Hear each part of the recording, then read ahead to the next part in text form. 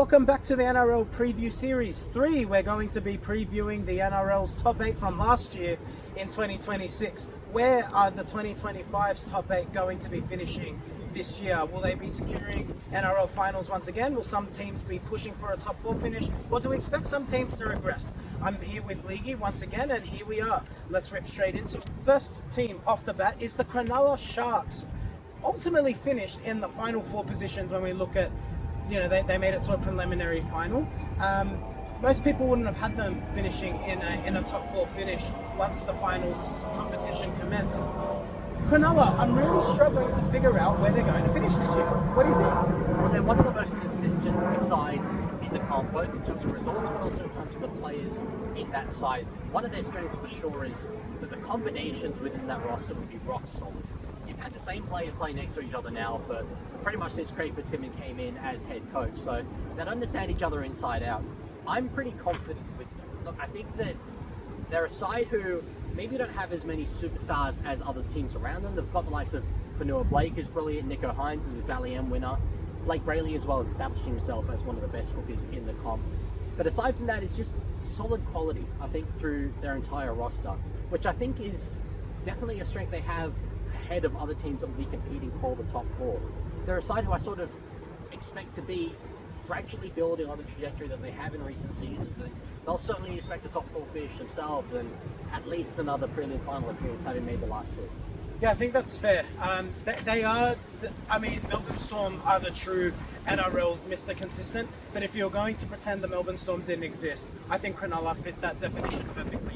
You just know what you're going to get. They're hard-nosed, they defend well, they attack well, and I don't think that, yes, they lack perhaps that flashy player, but as a system, Craig Fitzgibbon has them firing on all cylinders. And what we have not covered very much in this series is coaches. I think Craig Fitzgibbon has done an amazing job. I think coaches ultimately cannot change a squad, but they can get 5% more out of a team, or they can get 5% less out of a team. And I think Craig Fitzgibbon is absolutely maximising the potential of the Cronulla Sharks side. Who is the key player for them? Because I'm going to tell you, I'm going to try and influence what you're going to say, Leaguie. I think I'm a big Tony Rudolph fan. I think he is fantastic. Toby Rudolph, rather. I think he should have played Origin already. He hasn't. But I think he to me is a leader of that forward pack. I think he's a leader of that team, and I think a lot of their going forward momentum builds off him. He's also capable of second phase play. Someone who I think is a bit of an unsung hero when it comes to NRL forwards. It's certainly not the name I thought you were going to be saying there, but look, I get it. I mean, I'm a massive Rudolph fan myself. I remember a couple of years ago he was off contract at Roosters needed a front rower, and I was praying that it was going to be him. Interesting story I'll just say very quickly about him. I was once walking around exactly here on this grass outside NRL HQ, and he was just chilling, throwing the ball for his dog. So it's that kind of character who would sort of, be found in random spots like that. But no, he's a very good player, and when you look at him being able to complement the likes of Fanua Blake, they've got such solid back rowers in Britton Nicola and Teague Wilton. Yeah. McInnes, who I think is one of the best locks in the competition. So it's a really solid team there. So it could certainly be a barometer. I mean, in terms of their key player, look, I mean, at the risk of sounding basic, it is Nicho, in my opinion. We've seen him deliver literally Dally M winning form in years gone by. He has the potential to be one of the best players in the world if he's at the best of his form. I think last year he certainly stepped back a little bit more, allowed Brady Trindle to take a bit more of a front seat, and the likes of Blake Brayley as well. So if he can maybe step a little bit more back into the limelight, play to his strengths while allowing those 2 other guys to also be at their best, that's where you're going to have a really, really difficult combination to handle for opposition teams. Yeah, I think Nicho's a really obvious choice. I think Trindle might actually be the key. Very much like we've said with other players when it comes to Mitchell Moses and Peasant, when it comes to these other types of... Because I guess you know what you're going to get from Nicho if he's given the platform. I think Nicho is not a halfback. Again, one of those players who perhaps coaches have tried to shoehorn into being a number 7, but I just don't think that that's his game. Much like we spoke about with Jerome Luai as well. So I think Trindle holds the key. If Trindle plays well, I think that's where you saw Cronulla's best form, and even at times Atkinson last season. So I think if Trindle plays well, Nicho will play well, and therefore the Sharks will play. Is there any concerns here for the Sharks? The concern is that it's now been a number of seasons where they would have had the expectation of pushing hard for a premiership and ultimately fallen short. You know, a couple of years ago, it was very much the hoodoo of the fact that they hadn't won a finals game, despite finishing in the top 4 in one of those seasons. Now they've made back-to-back prelims, but in both of them, I think there wasn't really much expectation from neutral fans that they were going to be the team to progress through to the grand final. So it's just in terms of confidence. I think they have the side to do it. And really, like, I mean, I always make the case that rugby league's the sport of fine margins. They narrowly missed out on the top 4 last season to the Brisbane Broncos. Imagine how different rugby league history could have been if they'd been the ones to get in that top 4 spot. They had 2 dominant wins against the Roosters and then the Raiders to start their final series. We could be talking about a very different Sharks team at the moment if they got that spot. So I'm not too worried about them. I think they're very solid, very consistent. I think we sort of know roughly what we're going to get. For them, it's just the back end of the season. We've been saying this for a number of years, but if they could just get a top 4 spot, even secure a home final in the bottom half of the 8, and then go on to have a strong final series, that's what it is. Tend to agree. I think the Sharks are probably the first side where, in my predicted highest and lowest possible finish, it's very narrow, but it's narrow in the higher end of the NRL ladder. Predicted range for the Cronulla Sharks? Yeah, I think they'll certainly be aiming for top 4. Then again, I think that there's more than 4 teams who will be sort of in that bracket. But I really can't see them missing the finals. I think if they aren't finishing sort of 3rd or 4th, they'll be 5th or 6th. I think very much. Yeah, I'm going to say between 3rd and 7th. I think the Cronulla Sharks are going to finish somewhere in that window. We move on across the ditch. We talk about the New Zealand Warriors. Again, another team that really had a really strong start to the season and kind of fell away. We saw obviously a big injury with Metcalf and his season ending. But they still managed to win some games, the Warriors. Strengths, I think there's strengths all over the park. They are. I mean, another one to mention is the injuries of Mitch Barnett. Yeah, which, of course. Fisher Harris is their forward leader, but in my opinion, I think Barnett, in terms of output and stats, is very much their best forward. Meter eater, offloader, X factor, leadership. Like he's a full package in terms of props. I mean, any team losing their halfback and their best forward, you know, they're going to struggle a bit. He played Sonny Rogers. Yeah, he did. So, Kangaroo representative is a very, very good player. He'll be back. I don't think for the start of the season, but he will be back quite early in the year. So, yeah, as you say, strengths are definitely all over the park, and I just can't get over the young back rowers that they have. I mean, obviously everyone talks about like Al Asima, but I'm a huge believer as well in Dimitri Baimonga, in Jacob Laban. Those guys will complement the likes of Kurt Catewell so brilliantly. You've then got a front row of Fisher Harris and Barnett with the likes of young Tanner with Smith. I think he could be a really breakout player this season for them in the forward. So I think that they've got quality there. My only concern is potentially that 5/8 position. You've got Tamade Martin, good player, Harris Tavita, good player, but not guys that I think will be, you know, pushing for pushing for a premiership. I think they maybe need a big name recruit still in those roles. I once thought that Dylan Brown was going to end up there. If they'd signed him and had him at 5/8 going into this year, I'd be a lot higher on the Warriors, obviously. So, yeah, it's tough to predict, certainly for them. I think a lot of people have left them out of their top 8, but the Warriors are a little bit of a forgotten team by most Aussie fans. So, yeah, I'd say that's pretty much my solution. I don't know how you can have the Warriors outside your top 8. I think you're a pretty brave man to do that. Predicted range finish for the New Zealand Warriors. Yeah, I mean, it's not so much to do with them, it's more to do with teams that finish below them who I think will improve, the likes of the Roosters and the Dolphins. I think if they make the 8, that's a success. I think if really, yeah, truly. I mean, I think at their best, I still don't think the top 4. I think they'll be bottom half of the top 8. Maybe around that 7th or 8th position would be where I predict them. If not, you know, they won't finish 1 or 4 or anything like that. But if they're in the finals race but missing out, it wouldn't shock me all that much. I think we see a lot of teams sort of overachieve one season and regress quite a bit the year after, and they could be one of those teams. I hope they're not. I love the Warriors, but could be. I think they got a lot of talent. The issue with the Warriors, as has been throughout their history, they are just the most inconsistent NRL side that you can imagine. I think that on their day, I think they've got enough quality to beat anyone, but I think the key will ultimately be consistency. There is a question mark because you made a good point around Barnett. Prop forwards really struggle to get their form coming back from an ACL injury, and I just wonder, will he hit his straps quick enough to kind of give the Warriors the momentum and the leadership that they need? I think they could finish as high as 4th, but I also think they could finish as low as 12th. Yeah. So that's where I'm going to put him. Anyway, so yeah, contrasting views there for the Warriors, but yeah, there could be anything. Yeah, just quickly before we move on as well, I think such a key barometer for them is when Luke Metcalf comes back, if he picks up from where he left off and is literally producing Dally M quality form, yeah, the Warriors could do very well. But we've seen a lot of guys, particularly like quick ball running halves, come back from ACLs and they take a fair bit of time to get back to that level. So I don't want to put too much expectation on that. The Penrith Panthers. Now this is really an interesting one. I think this is the most interesting team that we have spoken about yet, because it's not just about the quality of the players, it's not about the coach. You've got a team full of seasoned winners.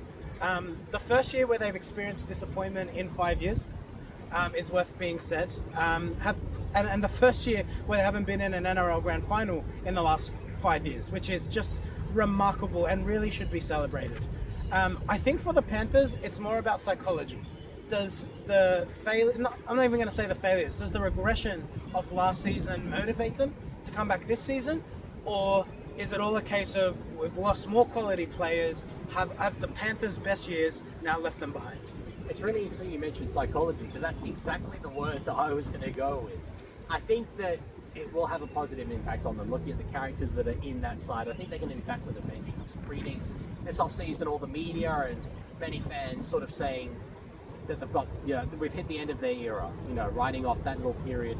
They're going to come out desperately wanting to prove those people wrong, wanting to prove that no, the Penrith Panthers era is still here. They're still a team who can win a premiership, and they are. Any side with Nathan Cleary and Isaiah Yeo in the team is going to be competing, I think. And I am optimistic about them in a way that has me concerned as a fan of a side who hopefully will also be competing at that top end of the ladder. The Penrith Panthers very much scare me. Yeah, in terms of weaknesses, I don't see any. I just think it's a really strong side. I think Nathan Cleary is again going to be the key man. A lot of eyes will be on him in terms of state of origin, for obvious reasons. We've kind of touched on this in a previous video a little bit. But I think this is the year where he will either go to Origin and just have his breakout performance and finally just shake off those demons. And I think if he comes off a strong State of Origin series, I think the Panthers can absolutely go all the way once again. I certainly hope you're correct about Origin. I think it's about time New South Wales got a dominant series win again. We're definitely owed one. But yeah, look, it's I think you know what you're going to get from Cleary. And as you say, I sat down last night looking for weaknesses in the side, and they are very, very rare. They're difficult to find. The only one that I really looked at, and we're pushing the bounds of the definition of weakness here, but Blaise Talangi, I rate him highly. I think he's got an incredible amount of potential, but given his age, is naturally going to be a fair way off the peak of his powers. Is he a 5'8" that you're going to win a premiership with? That's the question. I'm not willing to put a cap on him, but there's definitely a number of 5'8s in the premiership who are better than him at the moment. So it's on him to step up. I think what you'll get from the likes of Dylan Edwards, Mitch Kenny, Isaiah Yeo, and obviously Cleary. He's the only one in that spine who I think there's potentially a bit of a question mark over. We saw him struggle towards the beginning of last season with Jack Cole being preferred over him. Eventually he did get into the side. With a pre-season that's hopefully a bit more stable for him this year, I think he could be a real barometer for... look, Panthers won't finish that low, but if he's at his best, they could win the minor premiership. If he's at his worst, they may struggle to do so. I don't think it's really going to matter. I think you're right. He still does need to step up and he needs to improve, but I think there's so many good players there. I can't tell you, Darren Lockyer played with all sorts of halves for so many years, and the Broncos still managed to win a premiership themselves. So, all right, here's a bit of trivia for you. Do you know who the halfback was when the Broncos won the competition in 2006? I've heard this name because this is a trivia question before, but I've got to be honest, it's not coming to mind. There's a reason why it's a trivia question, because sometimes if one half is dominant and brilliant enough, it just doesn't matter. So if Blaise Talangi plays his role, then I think the other players can ultimately carry the Panthers to success. I'm going to go as high as first, because obviously they're capable of winning. They've done it time and time again. Lowest finish, I'm going to say fifth. Just in that event it unravels or a serious injury happens, but they will be absolutely finishing in the top 8. There's no doubt about that. Yeah, top 8 for sure. I'd even go as far as to say I think it's highly unlikely they miss the top 4. I think even with an injury, or like they'll lose players through Origin, that could be maybe their downfall through the mid-season period, but definitely minor premiership is their potential, and I think if they are finishing outside the top 4, it'll be quite a big disappointment. And to wrap up the video, we talk about the Sydney Roosters. I'm sure you're not going to be biased here. Not at all. Not at all. Sydney Roosters. Big signing in Robinson coming in a hooker. I think that's an absolute upgrade. Pardon me, on what they've had. Talk to me about the Roosters. I mean, I'd say to say greatest side that the world's ever seen. Literally 1 to 17 superstar players, best in the world in their position. No, okay. In all seriousness, I mean, there's a lot of hype around the Roosters this year, even more so than in recent seasons. But really, with us, like year on year, I feel like everyone, or at least most people, think we're going to do very well, and then we underachieve. Maybe last season was a bit of an exception to that, but certainly in years gone by, we've struggled to balance the number of stars that we have in our side. So while the side is brilliant for next year, I think it's going to be a particularly difficult one to coach. When you look at the likes of Tedesco, Walker, and DC all in that one spine, they're all very ball-dominant players. You then got Connor Watson, who's going to start at lock. He's going to want the ball as well. It basically relegates Reece Robson to being a good service, high tackling dummy half, which he can be. But it's a luxury for us to have. If we can get all of that working, we're going to be incredibly difficult to beat. But I do think that it's going to take time. I think we could have a slow start to the season, which could potentially impact, obviously, our final finishing spot going into the final series. The sky is the limit for us, and I am more excited than I have been for the Roosters in a very, very long time, but I'm sort of waiting to see it before really making much of a judgment. I think there's a world where they're premiership favourites. They are so strong. In terms of the spine, I think it's the strongest spine in the NRL, and I don't say that lightly. And I take the Broncos into account with that. But we're talking about Daly Cherry Evans, and I can't believe people were criticising him last year. Again, just Manly are a really difficult team. I think it was the first time people forget the psychology component of sport. It is the first time Daly Cherry Evans has known he's leaving a football club, except for that one time when he signed with the Titans and then backflipped, of course. But it is the first time he knew that he was leaving the Manly Seagulls, and I think that that's really difficult. It's almost like performing in your notice period when you're leaving a job onto your next job. You might be too young to know that feeling as yet, but I think for that reason, he is still brilliant, Daly Cherry Evans. I question Billy Slater for dropping Daly Cherry Evans in the State of Origin series, and the reason I bring that up is because I think he is far beyond his best. I think he still has so much to offer, but if you think of the vision, the passing range, the kicking game that you have between Daly Cherry Evans, I'm at the mind blank, Sam Walker. If you think of between Sam Walker and Daly Cherry Evans, oh my gosh, brilliance. Both players are capable of being dominant halves. I think you're going to see Walker go to another level because he's going to be outside. He's going to be outside someone who I think is going to mentor him and coach him, and it's going to be an invaluable year. He's going to be learning on the job. James Tedesco doesn't age. He's like fine wine. The older he gets, the better he plays. Sydney Roosters. I've got no words left. I don't see any weaknesses outside of a massive injury crisis. As high as first, as low as fourth. Yeah, I mean, even when we talk about injuries, it leads to a discussion of depth, and I think it's almost unfair how good our depth is. I was looking at it last night. When you look at the outside backs, you've got Tommy Talau, who signed Junior Ponga, you've got Cody Ramsey, you've got Junior Tupou. Those are all guys who have played first grade. Going into the forwards, a lot of people's best Roosters 17s don't feature the likes of Blake Seath, Egan Butcher, Benai Iowelu. These are guys, Celeste Fiketti, who played a lot last year and played well last year. So, as long as we can avoid injuries in the key positions, I think we'll be okay. The thing is, though, as I mentioned earlier, we have a habit of underachieving. That's my only concern. But obviously, as a fan, I'm naturally going to be a little bit more wary of my team's sort of own tendencies. So, look, minor premiership's definitely the potential for us. If we finish outside of the top 4, I'll be disappointed.